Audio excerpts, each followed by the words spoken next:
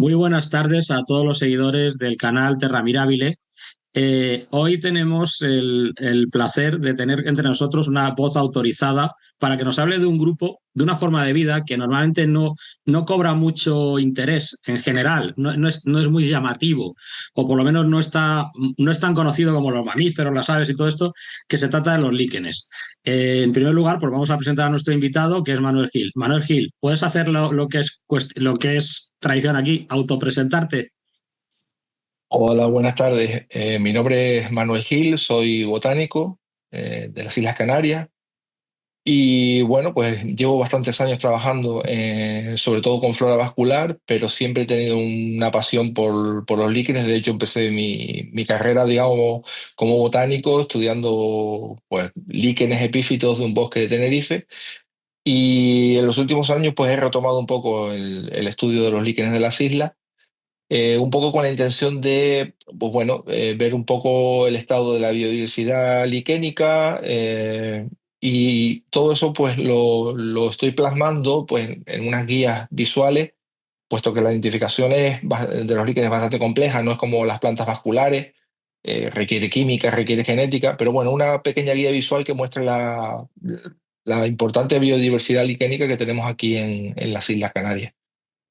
Y en eso estoy en este momento. Muy bien, muy interesante, Manuel. ¿Nos puedes hablar para los legos en la materia, para aquellas personas que se estén iniciando y quieran profundizar, qué forma de vida es un líquen, qué importancia ecológica tiene en los ecosistemas, en la naturaleza, y las principales formas de líquenes, porque son muy variados en la manera de manifestarse, ¿no? Su morfología, por ejemplo. Sí, bueno, los líquenes tradicionalmente siempre nos lo definieron en la escuela como una asociación simbiótica de un hongo y un alga.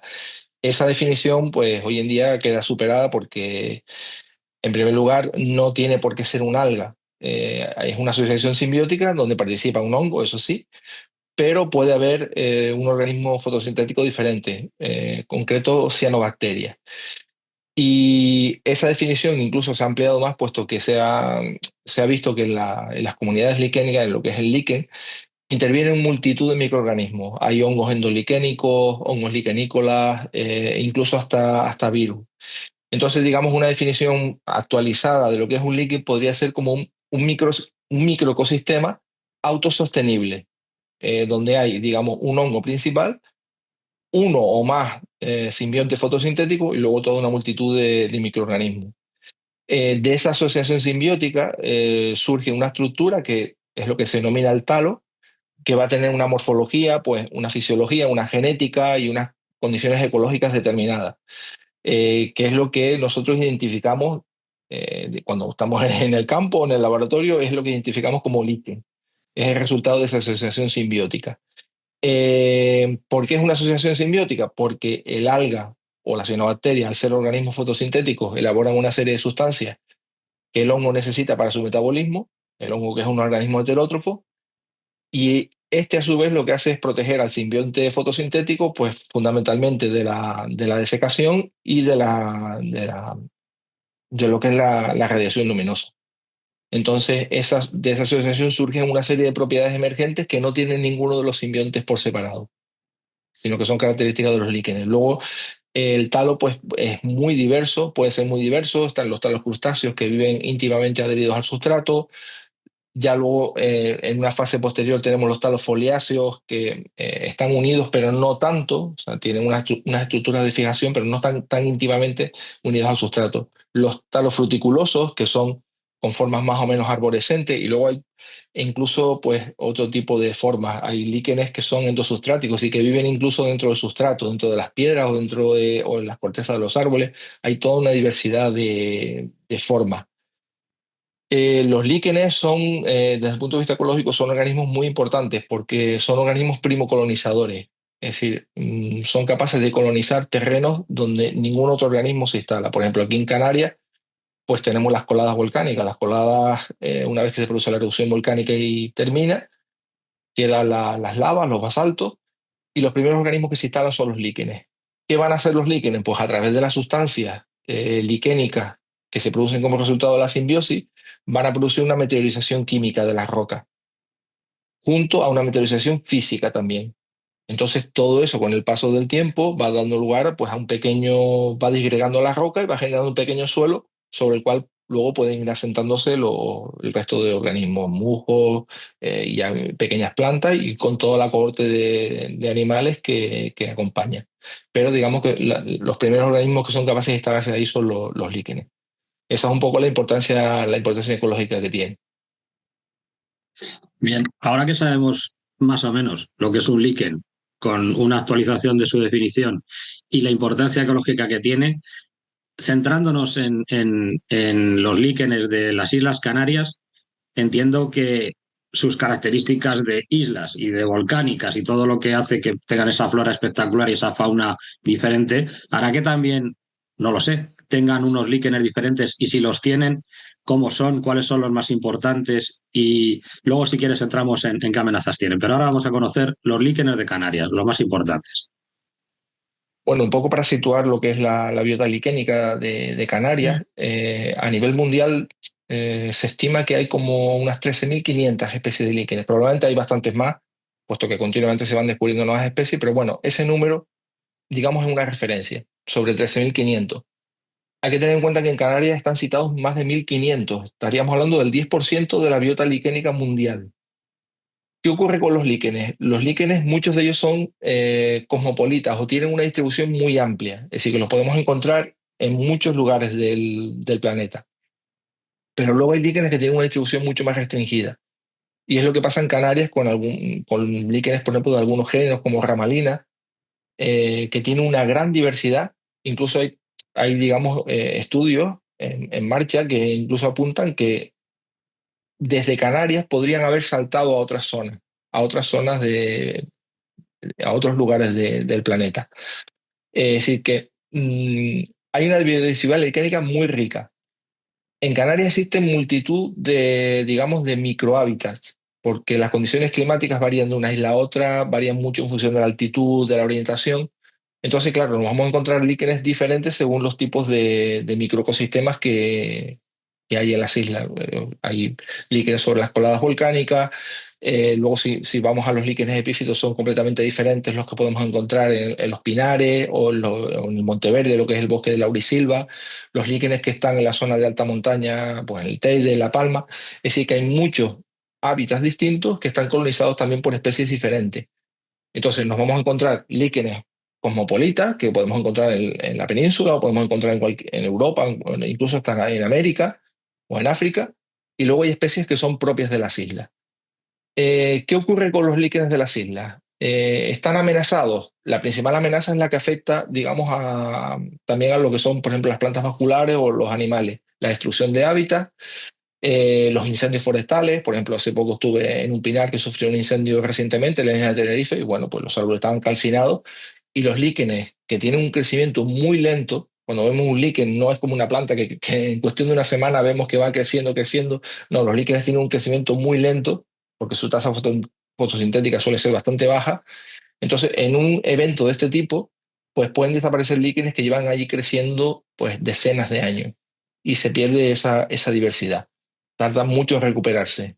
Entonces, ese es digamos, el principal grado de amenaza que tienen los líquenes. La introducción de especies invasoras que va desplazando a las especies foráneas, sobre todo, por ejemplo, especies que van desplazando a las especies del bosque termófilo o las especies del Monteverde, pues si desaparecen los forófitos, lo que son los árboles, pues también desaparecen los líquenes. Y lo que es luego la destrucción pues, de malpaíses, de la destrucción de coladas volcánicas para, pues, sobre todo la industria turística. O sea, el consumo de territorio es muy grande para la agricultura, etcétera. Todo eso se iba por delante por los líquenes que había ahí de forma natural. Podemos decir que aparte de estas amenazas antrópicas que se producen en las islas, alterando los ecosistemas y por lo tanto alterando pues, los hábitats donde viven estas formas de vida, que también el calentamiento global puede estar incidiendo en ellos o no especialmente. El calentamiento global, digamos, la influencia que tiene sobre los ecosistemas, aquí en las islas, pues básicamente afecta sobre todo a lo que es la desertización. Es decir, el clima se vuelve más árido, hay menos precipitaciones. Entonces sí que afecta porque hay determinados ecosistemas que están muy ligados a, pues sobre todo a los vientos alisios que aportan humedad. Entonces todo lo que es el cambio de la circulación de las corrientes oceánicas, la circulación de los vientos y demás, afecta mucho a ese tipo de vegetación, una vegetación que es muy dependiente de la humedad. Y por tanto también afecta a líquenes, briófitos, todos los elementos que forman parte de ese bosque laurisilva. También he tenido la oportunidad de estar recientemente pues, en Tenerife, en las zonas de laurisilva, y se ven muy secas, se ven muy secas. O sea, hay un déficit hídrico porque no está lloviendo, no hay precipitaciones como hace pues, relativamente poco tiempo. Y todo eso afecta también a los líquenes y afecta al resto de flora que vive sobre los árboles o que vive en el sotobosque. Es decir, que en ese Bien. sentido afecta sobre todo en esos Ujú. ecosistemas. ¿Hay algún grupo de líquenes en alguna isla en concreto que podamos decir que esté en peligro de extinción o que tenga una alarma puesta o que desde los estudios que esté realizando penséis que pueda estar, que sea más vulnerable que el resto, vamos? En principio como grupo no. O sea, hay especies individuales pues que se han descubierto o que tienen una distribución muy local, especies que se han descubierto y no se han vuelto a ver más. Es decir, hay, sobre todo ahora con lo que es la nueva taxonomía basada en la secuenciación genética, pues muchas veces hay poblaciones que se estudian y se ven como diferentes, ¿no? Se ven como que esa población diverge a lo mejor de las que hay en la península o de las que hay en otras partes del mundo y se da como una especie nueva. Entonces, claro, ¿qué número de individuos hay de esa especie? En principio el número es limitado porque se reduce a ese descubrimiento, a esa muestra que dio lugar a esa secuenciación. ¿Eso significa que esas especies no tienen una distribución mayor? Eso es lo que hay que estudiar. Eso es lo que hay que estudiar. Por eso es importante categorizar bien la biodiversidad, estudiarla. No es un capricho de, venga, vamos a estudiar los líquenes, vamos a poner los nombres. No, no se trata de eso. O sea, es muy importante conocer la biodiversidad porque los líquenes, igual que las plantas vasculares, incluso muchos grupos de animales, contienen una gran cantidad de sustancias químicas, de sustancias que son propias de lo que es la simbiosis. Y esas sustancias se ha descubierto que tienen actividad, es decir, tienen actividad farmacológica. Eh, Oye, ¿quién nos dice que a lo mejor uno de esos líquenes que se ha descubierto recientemente, del cual se han descubierto, digamos, una, dos, tres poblaciones, no contienen esos líquenes sustancias que pudieran sernos útiles para el tratamiento de una enfermedad? Estoy hablando incluso desde un punto de vista egoísta, antropocéntrico, pero es para, digamos, para que entendamos que un líquen no es algo que está, mira, eso está en una piedra ahí, da igual si lo pisamos, da igual si lo arrancamos, da igual. No, no da igual. Es decir, la biodiversidad hay que mantenerla, hay que conservarla y es responsabilidad de todos, porque un organismo que tarda decenas de años en crecer, lo podemos destruir con una pisada.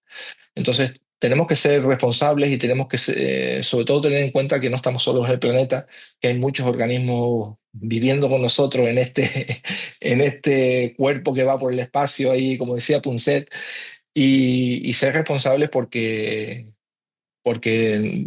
nos va en ello el futuro. O sea, dependemos de las especies vegetales, dependemos del resto de organismos que viven con nosotros en el planeta. Y los líquenes son, como decías al principio, esos grandes desconocidos que solamente pues, eso, lo vemos en una piedra. Ah, mira, y eso que muchas veces mucha gente lo confunde, piensa que es una planta o piensa que... Y podemos no solamente aprovecharnos por las sustancias que contiene y demás, sino aprender mucho del significado de lo que es la simbiosis, es decir, cómo eh, varios organismos se asocian, colaboran, aporta cada uno lo mejor que tiene y el resultado de esa simbiosis sale algo mejor. Eso creo que los humanos deberíamos aprender de ese concepto de simbiosis. Sin duda. Bueno, has adelantado algunos de los mensajes que suelo pedir a los invitados al final, que es pues motivos por los cuales, o sea, por qué son importantes los líquenes, qué trasladarías a la ciudadanía para proteger los líquenes, para respetarlos, para conocerlos, pero como es un área donde yo creo que no está de más que jóvenes investigadores, que jóvenes biólogos o botánicos puedan trabajar, bueno, botánicos, investigadores en general, puedan trabajar este área, ¿qué mensaje les darías para un poco enamorarlos de la liquenología?